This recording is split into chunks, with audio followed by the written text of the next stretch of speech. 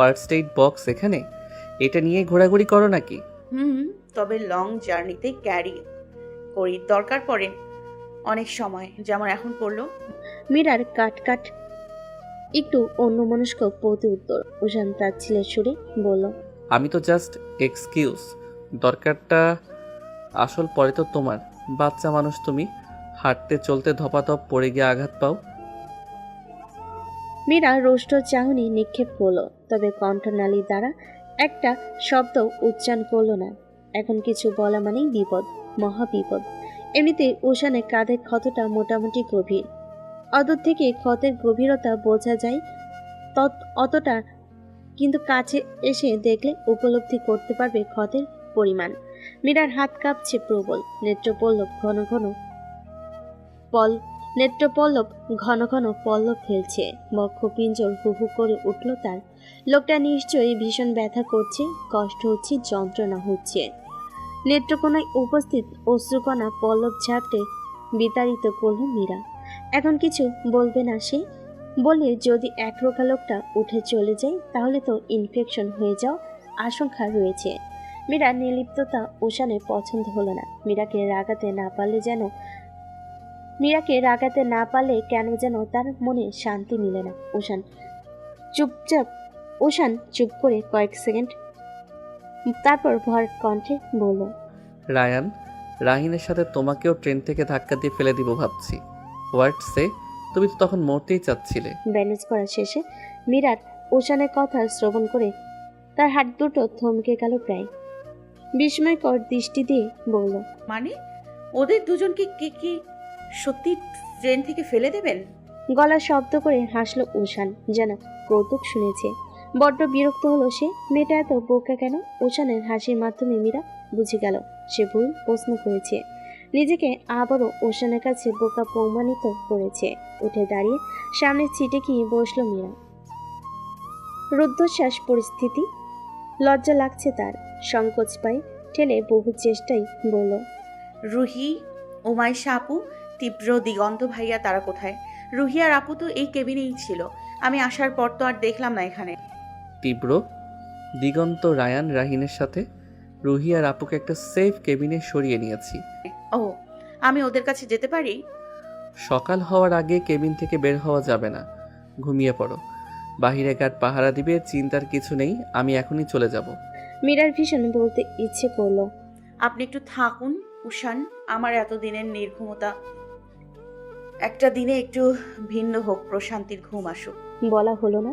মীরা শুয়ে পড়তেই উষান বেরিয়ে গেল। দীর্ঘশ্বাস ফেলে ঘুমানোর সর্বোচ্চ চেষ্টা শুরু করলো সে।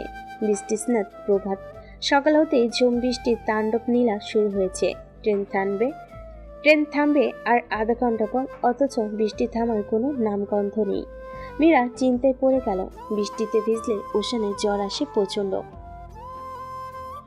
এক সপ্তাহ ধরে সেই জ্বর আষ্টে পৃষ্ঠে জড়িয়ে থাকে তার। এটা সম্পর্কে অবগত সে। মূলত এ কারণেই চিন্তিত মীরা। পরক্ষণেই সিটে মাথা এলিয়ে নেত্রজোড়া বন্ধ করে জোরালো শ্বাস ফেল। নিষ্প্রাণ কণ্ঠে আনমনে বলল, cool down Meera, Ushan does not love you. তাকে নিয়ে এতটা চিন্তিত হওয়ার মানেই হয় না। দরজায় করাঘাত পড়ল। সচেতন হলো মীরা। 2 সেকেন্ড অতিবাহিত হওয়ার পর কেবিন হুড়মুড়িয়ে প্রবেশ করলো রুহি। দৌড়ে এসে মীরাকে জড়িয়ে ধরে বলল, তুমি ঠিক আছো জান? আমার কত কষ্ট হয়েছে তোমার জন্য জানো। মীরা তপ্ত শ্বাস ছেড়ে বলল, ঠিক আছে, আমি ছাড়, দূরে গিয়ে বস। রুহি মীরাকে ছেড়ে তার পাশ ঘেঁষে বসল। মীরার প্রতি তীক্ষ্ণ দৃষ্টিপাত ফেলে পর্যবেক্ষণ করল কিছু। শেষে সন্ধিয়ান গলেই বলল, ঠিক আছিস? দেব এক থাপ্পড়। চেহারার এই অবস্থা কেন? কি নিয়ে চিন্তা করছিস? হতাশ দৃষ্টিতে তাকালো মীরা। রুহি তার মনো অবস্থা সর্বক্ষণ বুঝে ফেলে, ভাষায় প্রকাশ না করলো। সে চাইছিল তার বর্তমান অবস্থা অন্তর্নীল থাকুক। বৃষ্টি পড়ছে রুহি, তো উষানের বৃষ্টিতে ভিজলে জ্বর আসে। মীরার মিনমিনে সুর। রুহি রাখতে গিয়েও পারল না। নিষ্প্রভ চাহনি নিক্ষেপ করলো। মলিন কণ্ঠে বলল, মীরা, তুই তো উষান ভাইয়ারে কি বলতে পারবি না মীরা? মানে এটা কি পসিবল না? উষান ভাই তোকে ভালোবাসে না মীরা, দূরে থাক তার থেকে। যে তোর মূল্য বুঝে না, অযথা সেই লোকের পিছনে পড়ে থেকে কি লাভ বল? আমি তোকে উষান ভাইয়ের থেকেও ভালো কাউকে এনে দেবো, জান। মন খারাপ করে না। তা অন্যত্রে দৃষ্টিপাত ছিল। আপন মনে স্বগোক্তি করল। আমার কাউকে চাই না রুহি, কাউকে না। কেউ আমার উষানের মতো হতে পারবে না, কখনো না। আপা উঠো আপা, তোমার বর এসছে। বাবা বলেছে তোমায় বিয়ে দিয়ে দিবে, তাই বর নিয়ে এসেছে। মায়ানের চঞ্চল কণ্ঠস্বর। মীরা ধ্যান নেই ও প্রচণ্ড ঘুম কাতুরে। একবার ঘুমিয়ে পড়লে দিন দুনিয়ার খোঁজ থাকে না। মায়ান হতাশ হলো। এভাবে ডাকলে তার আপা কিছুতেই উঠবে না জানে সে। এদিকে মাহাদি তাকে দায়িত্ব দিয়ে গিয়েছে মীরাকে ঘুম থেকে ওঠানোর জন্য। ছোট্ট হলেও মায়ান দায়িত্বে হেলাফেলা করে না কখনো। মায়ান বিছানা থেকে নামলো। বেডসাইড টেবিল হতে পানি ভর্তি গ্লাস হাতে নিল সে। গ্লাসের সবটুকু পানি ঢেলে দিল মীরা মুখশ্রীতে। বেজায় বিরক্তি নিয়ে চক্ষু জোড়া উন্মুক্ত করলো এবার মীরা। সঙ্গে সঙ্গে মায়ের লাফিয়ে উঠে হাতে তালি দিল। রুষ্ট চিত্রে বলল, আপা উঠেছে, আপা উঠেছে। মীরা গর্জে উঠে বলল, এক থাপ্পড় লাগাবো বেয়াদ্দপ ছেলে, এভাবে পানি ঢাললি কেন? বাবা তোমার জন্য বর এনেছে আপা। মীরা বিস্ফোরিত চোখে তাকালো। বাবা তাহলে সত্যি পাত্রপক্ষ নিয়ে হাজির হয়েছে? চট্টগ্রাম আসার পূর্বে মাহাতি বারংবার বিয়ের কথা বলেছিল। মীরা বিশেষ পাত্তা দেয়নি, না করেনি বাবাকে। সেই সাধ্য তার নেই। মাহাদিকে যথেষ্ট সম্মান এবং ভালোবাসে মীরা। বাবার ইচ্ছেতে না বলা কাবিল তার নেই। আজ ভোরে ফিরেছে নিজের বাসায় উষান, তীব্র, উমাশা, দিগন্ত। তারা চারজন গিয়েছে উষানের দাদু বাড়ি। মীরা ধাতস্থ করলো নিজেকে, জিজ্ঞেস করলো, রুহি কই? ওকে ডেকে নিয়ে আয় তো। মায়ান আর বাবা কি সত্যিই পাত্রপক্ষ নিয়ে এসেছে? মায়ান চমকালো। পাত্রপক্ষ শব্দটা তার অভিধানে নতুন। ঠোঁট উল্টে প্রশ্ন করলো, পাত্রপক্ষ মানে কি আপা? গাধা ছেলে একটা, যা এখান থেকে। রুহিকে ডেকে নিয়ে আয়। মীরার ধমক শুনে রুমের বাইরে ছুট লাগালো মায়ান। কিয়ৎক্ষণের মাঝে রুহিকে ঠেলে ঠুলে এনে মীরার রুমে প্রবেশ করিয়ে আবার সে ছুটে গেল। আপার সামনে থাকা যাবে না, আপা এখন ক্ষেপে আছে। মায়ানের যাওয়ার প্রতি দৃষ্টি দিয়ে মীরা উচ্চ স্বরে বলল, আসতে যা মায়ান, পড়ে যাবি তো। রুহি এসে হাত পা ছড়িয়ে ছিটিয়ে মীরার পাশে শুয়ে পড়ল। মীরার গা থেকে কম্বল টেনে নিজেকে মুড়িয়ে বলল, কি হয়েছে, ডাকলি কেন? বাবা কি সত্যি পাত্রপক্ষ হাজির করেছে? হাজির করেছে মানে কি?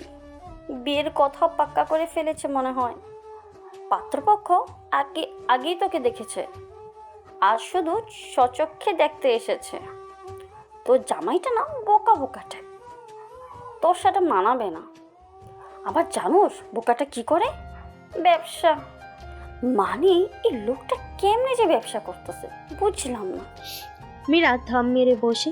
এদিকে রুহি পাত্রের ইতিহাস খুলে বসেছে, এ টু জেড সবকিছু বলছে। মীরার ধ্যান নেই সেদিকে, সে ভাবছে অন্য কিছু। আচানক বলে উঠল, বিয়েটা ভাঙতে হবে রুহি। উষান ভাইয়ের জন্য ভাঙতে চাচ্ছিস বিয়ে? না, নিজের জন্য। মানে? মীরা দম নিল লম্বা করে, বলল, লাস্ট সেমিস্টার তো শেষই, মাস্টার্স কমপ্লিট করব আমি যশোরে গিয়ে। প্রস্তুতি নেওয়া শেষ। আমি যশোরে যেতে চাই রুহি। আম্মুর সাথে কত শত স্মৃতি আমার যশোরে রয়েছে। চট্টগ্রাম তো অল্প কয়েকদিন যাবৎ থাকি। আগে আম্মুর সাথে যশোরে থাকতাম, ওখানে গিয়েই আমি ভালো থাকবো মায়ের স্মৃতির সাথে। আমিও তাইলে ওখানে মাস্টার্স করব। ওকে, তোকে ছাড়া থাকতে পারবো না। আচ্ছা যাস, আগে বাবাকে ম্যানেজ করতে হবে। আমি এত জলদি বিয়ে করতে চাই না, কিছুদিন নিজের মতো থাকবো। মেন্টালি প্রিপারেশন দরকার না বিয়ের। মীরা তৈরি হলো খুব জলদি। শাড়ি পরার ফাঁকে ফাঁকে রুহি তার মুখশ্রীতে কৃত্রিম প্রসাধনী পশা এঁকে দিল। মেয়েটাকে ধমকেও দমাতে পারল না মীরা। শেষে ব্যর্থ হয়ে নিজের কাছে মনোযোগী হলো। নীরবতা পালন করা মায়ান হুট করে বলে উঠল, তোমাকে খুব সুন্দর লাগছে আপা, একদম টিভিতে থাকা নায়িকাগুলোর মতন, সত্যি বলছি। রুহি মীরার চোখে হাসলো। রুহি এগিয়ে এসে মায়নের মাথায় আদরে ভাবে হাত বুলিয়ে দিল। মায়ন তাকালো মীরার প্রতি। বোনের মলিন চেহারা দেখে বড্ড মন খারাপ হলো তার।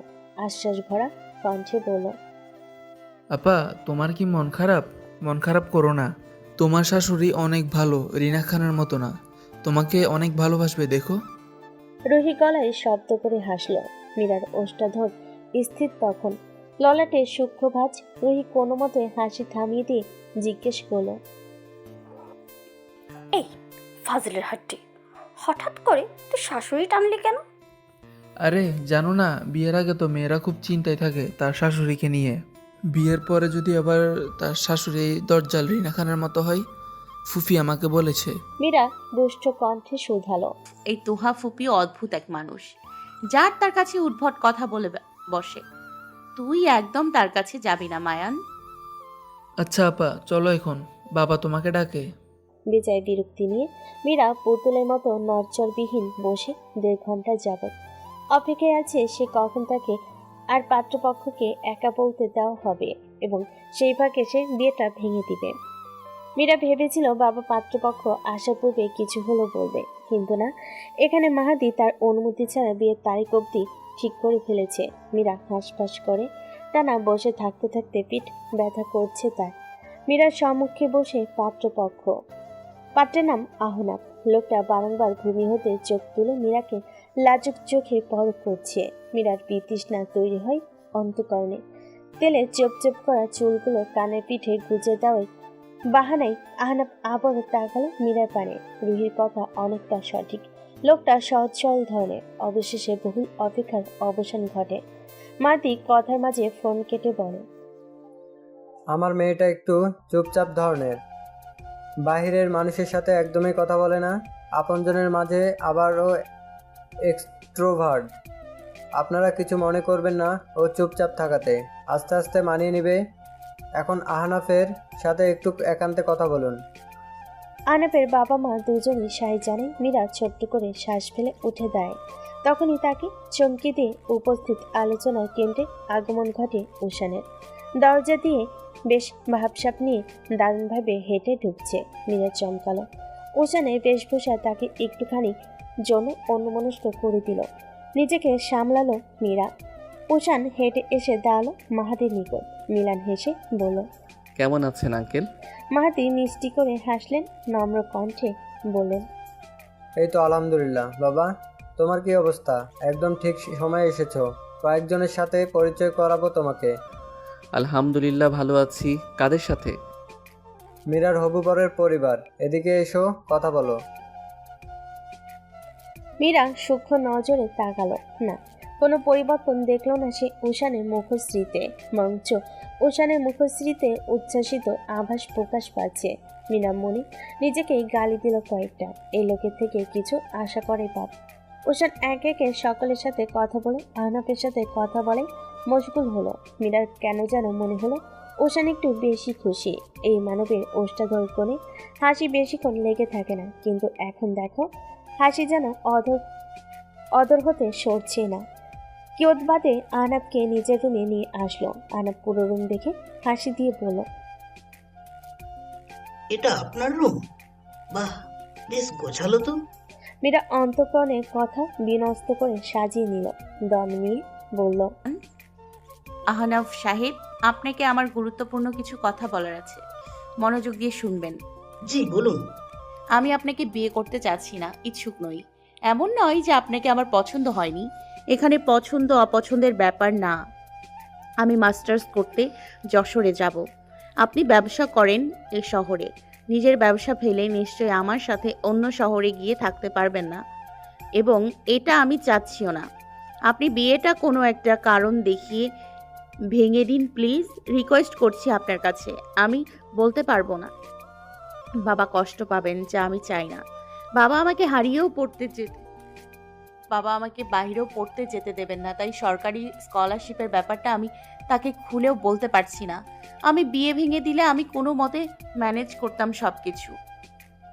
গড়গড় করে বলে লম্বা শ্বাস টানল মীরা। আহনাব বিমূল দৃষ্টি মলিন কণ্ঠে বলল, কিন্তু আমি যে আপনাকে খুব পছন্দ করে ফেলেছি মীরা। আমার আপনাকেই চাই। আমি আপনাকে সুখে রাখবো অনেক। আপনার পড়াশোনার ব্যাপারটাও আমি দেখব। প্লিজ বিয়েটা ভাঙতে বলবেন না। পছন্দের ব্যক্তিকে যে কাছে রাখতেই হবে এটা কোনো কথা না।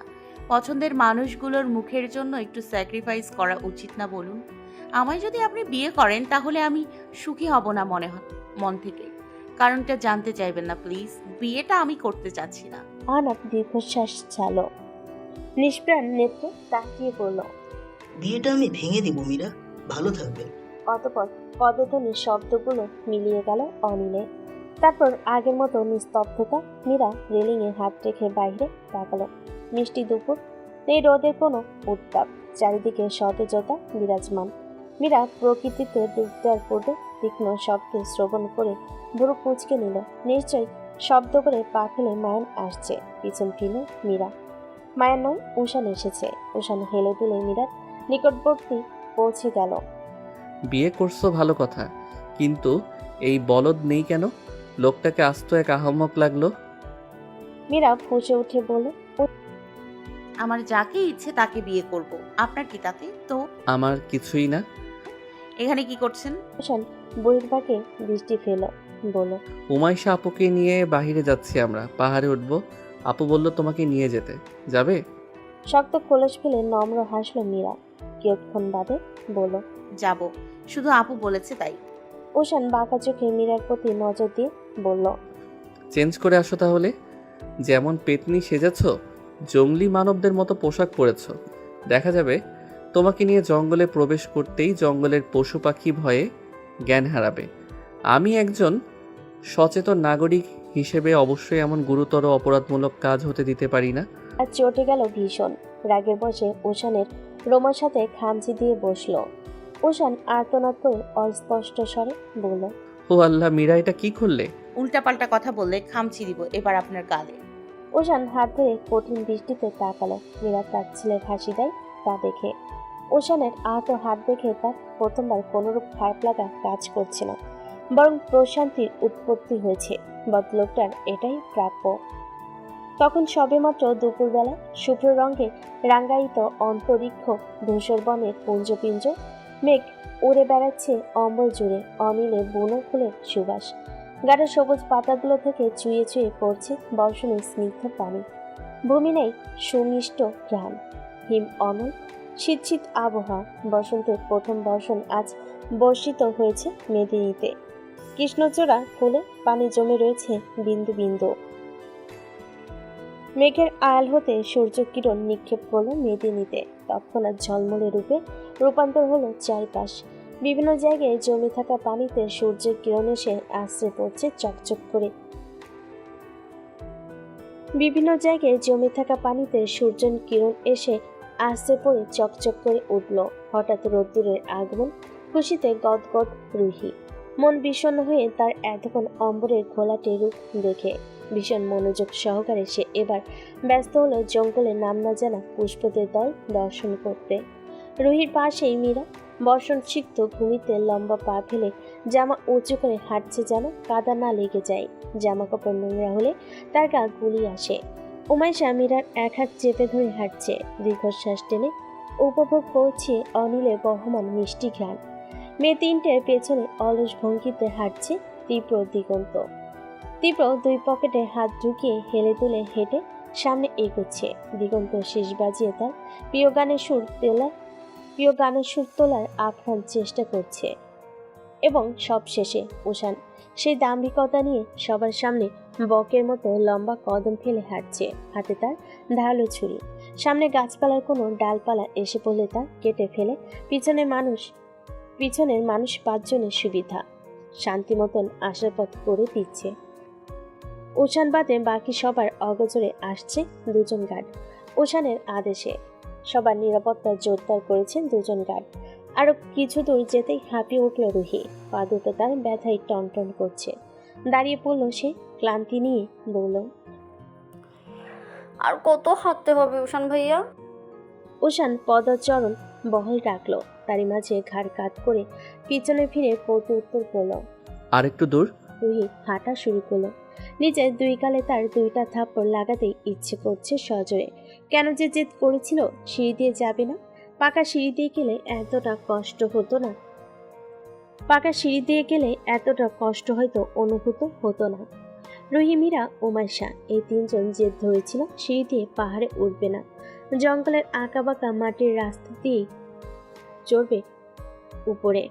ছেলেরা বারবার বুঝিয়েছিল তাদের এভাবে গেলে অনেকটা কষ্ট হবে, কিন্তু মেয়ে তিনজন নাচর বান্দা। শেষে বাধ্য হয়ে ওশানরা জঙ্গল দিয়ে যাওয়ার সিদ্ধান্ত নেয়। রুহি মীরার গা ঘেঁষে দাঁড়ালো, ফিসফিস করে বলল, বেব, আমাকে একটু কুলে নিবা প্লিজ? খুব পা ব্যথা করতেছে। আমাকে এখন কুলে নিলে আমি তোমাকে আসার পথে কুলে তুলে উড়ে উড়ে আসবো। কাটাকাটি। রুহির বেকল কথায় মীরা খ্যাপাটে দৃষ্টিতে তাকালো। রুহি আমতা আমতা করে চটজলদি মীরার থেকে দূরে সরে দাঁড়ায়। কিছুক্ষণ বাদে মীরা জবাব দেয়, নতুন একটা রিলেশন করলেই পারতি, বয়ফ্রেন্ডকে নিয়ে আসলে তোকে কোলে তুলে নাচতে নাচতে পাহাড়ে চড়তো। রুহি দুঃখী দুঃখী চেহারা বানিয়ে শুধালো, ধরো আবার মনে করাইলি আমি এখন সিঙ্গেল। জার্নিটাই আমার এখন বাজে যাবে। হাট, আমাকে হুতাশ করতে দে, আমি সিঙ্গেল। ইয়া আল্লাহ, এসব মানা যায়? মীরা ঠোঁট টিপে হাসলো, সাথে উমাইশাও। দুই বান্ধবী মিষ্টি আলাপ তার কনকুরে এসে পৌঁছেছে। অতঃপর প্রায় 20 মিনিট পর সবে এসে পৌঁছালো পাহাড়ের উপর। মনোমুগ্ধকর দৃশ্য। আহাজারি করা রুহি থমকে গেল প্রায়। সকালের রাশ রাশ ক্লান্তি মিটে গেল নিমিষেই। সবুজের সমারোহ চারপাশে, নিশ্চুপ নিস্তব্ধ প্রকৃতি। ডান পাশে ঝর্ণা, সেখান থেকে পানি পড়ার মিষ্টি শব্দ কর্ণকুহরে এসে পৌঁছাতে ঝঙ্কার তুলছে রিনরিনে সুর। হিমশীতল আবহাওয়া, গা জোড়ানো সতেজ ঘ্রাণ। অদূরে সমুদ্রের জলরাশি, অন্তরিক্ষে বহাল ধূসর মেঘের দলের অস্থির আনাগোনা, পুষ্পরাজের সুমিষ্টতা, পাখির কিচিমিচির শব্দ, সব মিলিয়ে অন্তকরণ শীতল করার মতো পরিবেশ। মীরা রুষ্টচিত্রের চারপাশে নজর বোলাচ্ছে। রুহি বিভিন্ন অ্যাঙ্গেলে ছবি তুলছে। তীব্র দিগান্ত উমাইশা এক স্থানে স্থির হয়ে দাঁড়িয়ে। ওশান সবার সামনে মুখ ভরে প্রাণবন্ত শ্বাস নিচ্ছে। এক একজন এক একভাবে পাহাড়ের সৌন্দর্য বিলাস পাহাড়ের সৌন্দর্য বিলাসে ব্যস্ত। জাগতিক ধ্যান নেই কারোর মাঝে, ডুবে আছে সকলে প্রকৃতির চমৎকার সৌন্দর্যের মাঝে। মীরা, উমাইশা আপু, আসো না ছবি তুলি। রুহির উচ্চস্বর। মীরা উমাইশা এগুলো তীব্র দিগন্ত সহ সকালে বেশ কয়েকটা ছবি তুলল। ফটোগ্রাফিতে যুক্ত হলো না শুধুমাত্র ওশান, সে নিজের মতো আশপাশ দেখতে ব্যস্ত। সকলে বারংবার বলো কাজ হয়নি। মীরা ঠোঁট পাকিয়ে বিড়বিড় করে বলে, ঢং যত তার। ইচ্ছা তো করে পাহাড় থেকে ধাক্কা মেরে ফেলে দিতে। প্রায় 3 ঘন্টার মতো পাহাড়ের উপর কাটিয়ে নিচে যাওয়ার প্রস্তুতি গ্রহণ করলো সবাই। এখন বিকেল, দ্রুত নিচে গিয়ে লোকালয়ে ফিরতে হবে। সান্নাহের প্রহর নামলে সমস্যা। সবাই আস্তে ধীরে নামতে শুরু করলো। ওশান বড় বড় মতোই সামনে। প্রতিমধ্যে আসতেই বিপত্তির সৃষ্টি হয় মীরার ক্ষেত্রে। পায়ে কাঁটা ঢুকেছে তার। গোলাপের কাঁটা। গোলাপ গাছের শুকনো ডালে পা পড়েছে ভুলবশত। ব্যথায় মৃদু চেঁচিয়ে মীরা আর্তনাদ করে উঠল। তবে আর্তনাদের শব্দ করলো অতীব মৃদু মাত্রায়, যেন কেউ শুনতে না পায়। রক্তাক্ত পানিয়ে সেভাবেই হাঁটা শুরু করলো মীরা। তবে কেউ দূর যেতে রুহি তার আঘাতপ্রাপ্ত স্থান দেখে ফেলে। গলা ফাটিয়ে চেঁচিয়ে উঠে রুহি তৎক্ষণাৎ। ও আল্লাহ, মীরা, তোর পা থেকে তো রক্ত পড়ছে অনেক। আঘাত পেলে কি করে? সকলের তীক্ষ্ণ দৃষ্টি এসে পড়ল মীরার পায়ে, শুধু উষান বাদে। তার পদচরণ থেমেছে বইকি, তবে তার সম্পূর্ণ দৃষ্টিপাত বহির্ভাগে নিবদ্ধ। উমাশা চিন্তিত কণ্ঠে বলল, মীরা, এ হাল কি করে হলো?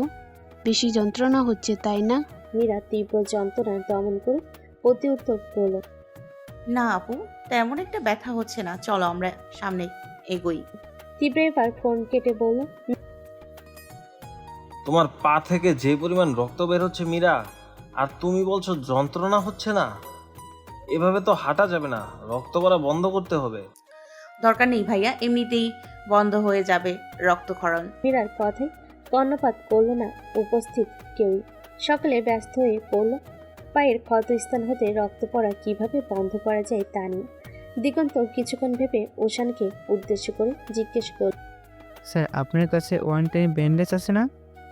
আপাতত এটা দিয়ে রক্ত পড়া আটকে রাখা যেতে পারে। বাম পকেটে হাত ঢুকিয়ে ওশান কয়েকটা ওয়ান টাইম ব্যান্ডেজ এগিয়ে দিল রুহির দিকে। রুহি ব্যান্ডেজ মীরার পায়ে লাগিয়ে শেষে নিজের ওনার শেষাংশ ছিঁড়ে পায়ে বেঁধে দিল। উঠে দাঁড়িয়ে মীরার কাঁধ জড়িয়ে ধরে বলে।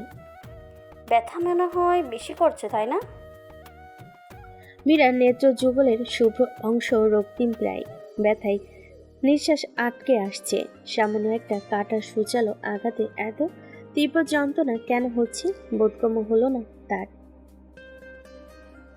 জঙ্গলের গাছপালা বিষ থাকলেও থাকতে পারে, পা যেন অবশ প্রায়, মুখশ্রী যন্ত্রণার প্রভাবে নিচে হয়েছে। উমেশা উদ্বেগ নিয়ে বলল, ইস মীরা, তোমার অবস্থা তো খুব খারাপ হচ্ছে, হাঁটতে পারবে? মীরা হার মানল। কঠিনতার খোলস থেকে বেরিয়ে আসলো, যন্ত্রণা প্রকাশ করলো, আত্মজনক কণ্ঠে বলল, মনে হয় না আপু, খুব ব্যথা করছে। উষান কুলে নিতে হবে, তোমার অস্বস্তি হবে ভীষণ। এতক্ষণ মৌনতা বজায় রাখা উষান তাচ্ছিলের সুরেই বলল, কোলে ওঠার ছল, এতটুকু কাটায় কেউ এতটা দুর্বল হয়ে পড়ে? আত্মসম্মান বড়ই অদ্ভুত এক জিনিস। আত্মসম্মানে কেউ আঘাত হানলে মানুষ তাকে খুন করার অবধি চিন্তা করে, এমনকি করেও ফেলে। মীরা নম্রতা হলো তার আত্মসম্মান বোধ প্রবল, কোনোই দুর্বলতা প্রিয় প্রেমিক পুরো সবকিছুই মুহূর্তে ভুলে গেল মীরা। উষানের মাত্র বলা কথা তার মস্তিষ্কে অনলের উৎপত্তি ঘটিয়েছে। পায়ের যন্ত্রণা দূরে ঠেলে সে লম্বা কদম ফেলে এগুলো, হাত উঁচু করে পরপর দুটো থাপ্পড় লাগালো উষানের গালে। রুষ্ট চাহনি, আঁখি দুটো রাগের প্রকোপে এখনো রক্তিম। উপস্থিত সকলে হতভম্ব হলো নিশ্চয়। থাপ্পড় দেওয়ার উপযুক্ত কারণ আছে।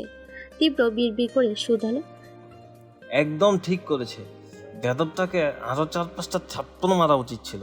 দিগন্ত এমন পরিস্থিতিতে ঠোঁট চেপে হাসলো, বলল, আসতে বলুন স্যার। ওশান স্যার শুনলে আপনার খবর আছে। নারী হাতের প্রথম চর।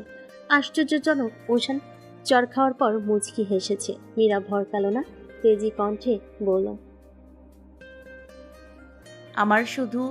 আজ শুধু আমি বলে হয়তো একটু চড় দিয়েছি। অন্য কোনো মেয়ে হলে আপনার গলা চেপে ধরতো। কিভাবে নিজেকে আপনার কোলে ওঠার জন্য আমি দাপাতে দাপাতে মরে যাচ্ছি। পা দুটো আমার শরীর থেকে আলাদা হয়ে গেলেও আমি কখনো কোনো পরপুরুষের কোলে উঠতাম না। আর রইল এতটুকু কাটা, না কাটাটাকে আপনার পায়ে ঢোকাই, বিষধর কাটার যন্ত্রণা কেমন হয় উপভোগ করুন। মীরা কিয়ৎক্ষণ চুপ রইল। দীর্ঘ করে দুবার শ্বাস টেনে পিছনে ফিরে পদচারণ শুরু করলো গহীন জঙ্গলে। উমাইশা আতকে উঠে বলল, মেয়েটা ওইদিকে কই যাচ্ছে? আর উষান তুই? ছি, এত খারাপ তোর চিন্তা ভাবনা? তুই আদৌ কি আমার ভাই? উষান চট জলদি বলল, আমি মীরাকে নিয়ে আসছি। তীব্র, তুই ওদের নিয়ে চলে যা, সন্ধ্যা হয়ে আসছে, এখানে থাকা সেফ না। বিন্দুমাত্র দেরি না করে উষান ছুটল মীরার পিছে। মীরার ধ্যান ধারণা নেই চারপাশে।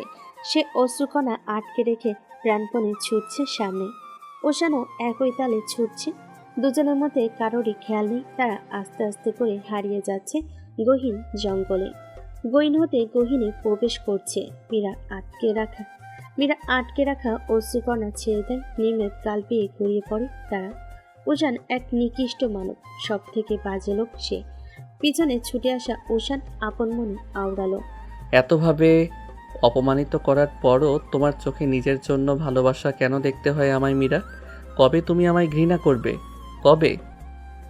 নিজেকে সর্বোচ্চ আশ্বস্ত করার পর মীরা দৌড়ানো বন্ধ করে দেয়। দু হাত দিয়ে গালে জমে থাকা পানিটুকু মুছে ফেলে খেয়াল করলো আশপাশে। খানিক বাদে সে উপলব্ধি করে কতটা গহীন জঙ্গলে এসে পড়েছে। গা শিরশির করে উঠল তার। উষান আসলো মীরা থমকে যাওয়া কেউ 10 পর। চমকে ওঠে মীরা, চটে যায় ফের, রুষ্ট কণ্ঠে বলে, আপনি এখানে কি করছেন? আমার পিছু কেন নিয়েছেন? আমায় একা পেয়ে সুযোগ নিতে যাচ্ছিলেন? উষান মীরার ইঙ্গিত বুঝলো, তবুও রাগলো না, বরং সে অতীব শান্ত শীতল কণ্ঠে বলল, I am sorry Meera, extremely sorry again. মাত্রাতিরিক্ত বলে ফেলেছি। ট্রাস্ট মি মীরা, মন থেকে কথাগুলো বলতে চাইনি। মীরা সম্মুখে দৃষ্টিপাত ফেল। উষান যে কথাগুলো মন থেকে বলেনি সে জানে। উষান চাইছে সে তাকে ঘৃণা করুক। সেদিনে বেলকুনিতে উষানের গান শুনে যাওয়ার পর সেদিনে কঠোর অপমান করেছিল এই লোক, আজও তাই। মীরাকে দূরে সরানোর ফন্দি। একটুখানি মনোযোগ দিয়ে ভেবে এটাই আবিষ্কার করেছে সে। মীরা কঠিন হলো এই ব্যক্তি তার মাত্রা অতিরিক্ত ভালোবাসা ডিজার্ভ করে না, কিছুতেই না।